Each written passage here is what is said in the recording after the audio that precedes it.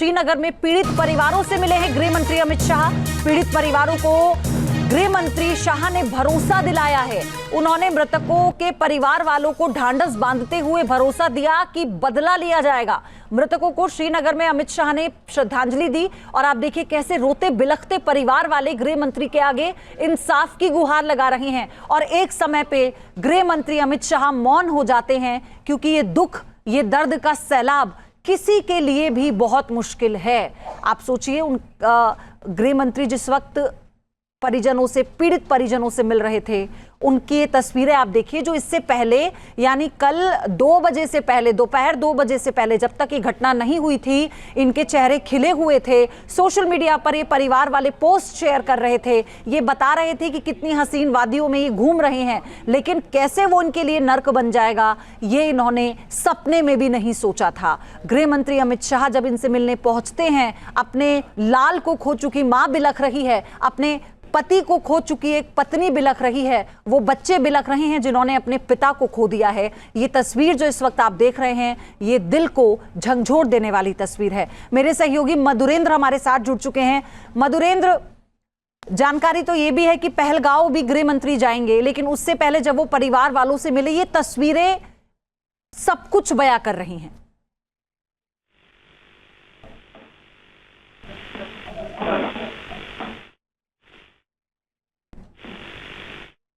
हमारी आवाज़ उन तक नहीं पहुंच पा रही है। फिर से जोड़ने की कोशिश मैं अपने सहयोगी को करूंगी, लेकिन फिलहाल तो ये तस्वीरें जो आप देख रहे हैं, आप सोचिए कि ये मुश्किल वक्त उन परिवारों के लिए है, वो परिवार जिन्होंने अपनों को खो दिया, लेकिन पूरा देश उनके साथ खड़ा है।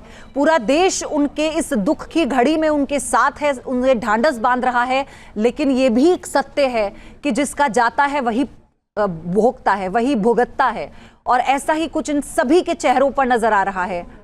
मधुरेंद्र मेरे सहयोगी हमारे साथ जुड़ चुके हैं। मधुरेंद्र, अगर आपको मेरी आवाज मिल पा रही है, ये तस्वीरें सामने हैं और ये तस्वीरें उस दर्द के सैलाब को बयां करने के लिए काफी है जो ये परिवार इस वक्त महसूस कर रहे हैं।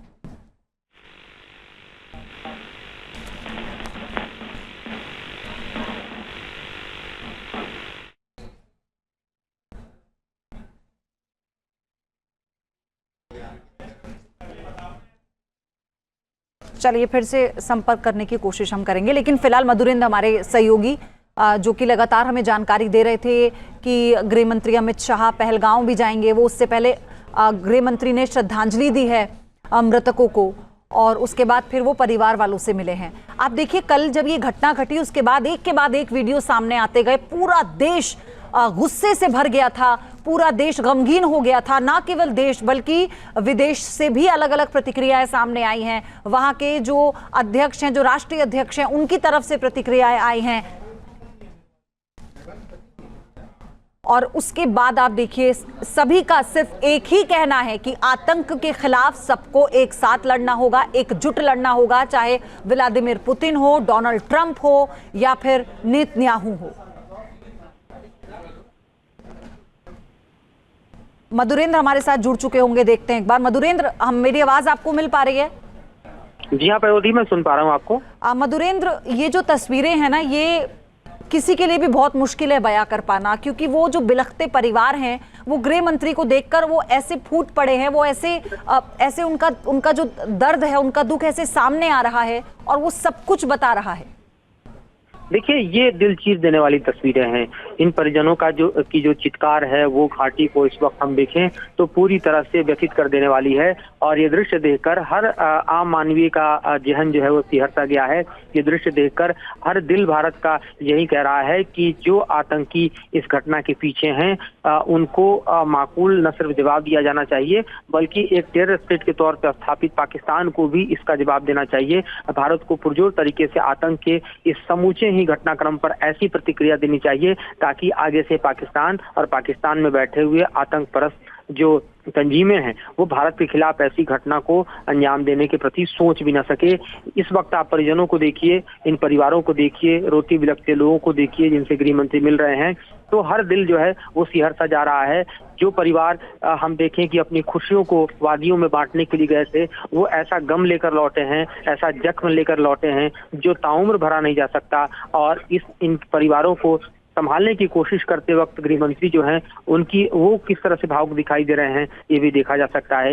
ये पीड़ा की घड़ी है, ये दुख की घड़ी है, ये हृदय विदारक घड़ी है। एक ऐसा वक्त है जो हम देखें तो इन परिजनों के साथ, इन परिवारों के साथ पूरा हिंदुस्तान खड़ा है, लेकिन उन्होंने जो अपनों को खोया है, जाहिर तौर पर ये अपने आप में एक ऐसा दिल दहला देने वाला घटनाक्रम है जिसकी चीख हम देखें तो इस वक्त इनके चेहरे से, इनकी आवाज से हर किसी को सुनाई दे रही है और इसे संभालने की कोशिश भले की जा रही हो, लेकिन इसे संभालना आसान नहीं है। ये बेहद हम कह सकते हैं कि चैलेंजिंग सिचुएशन है, बेहद दुख की घड़ी है।